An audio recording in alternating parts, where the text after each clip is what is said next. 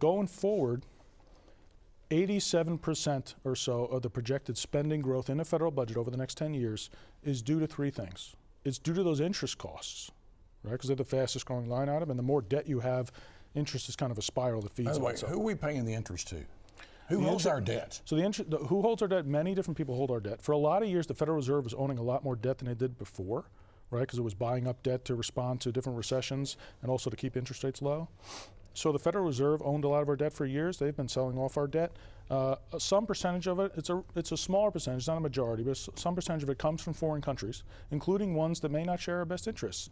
China owns several $100 billion in treasuries. In treasuries, of our debt. Which might have had an impact on the tariffs being called off, or the real big tariffs the other day, because some people speculated they were selling some of that debt or putting that out there, which could cause real problems for our debt. So these countries having our debt, that's a bad thing, right? These countries having our debt is without a doubt a risk, right? So it's a risk from a national security standpoint, the level of our debt we have. We already talked about how our interest payments are larger than defense. So the more you have to pay those interest payments, right? So the more you're paying on those interest payments, the less flexibility you have to respond to anything else, to respond to national disasters, to invest more in national security if one wanted to. So it's a national security risk for that reason. But yeah, you're getting at the other one, Scott. It's a national security risk to have foreign countries own that much of our debt, to give them some semblance of control over some of that from a financial standpoint. So that's without a doubt a risk.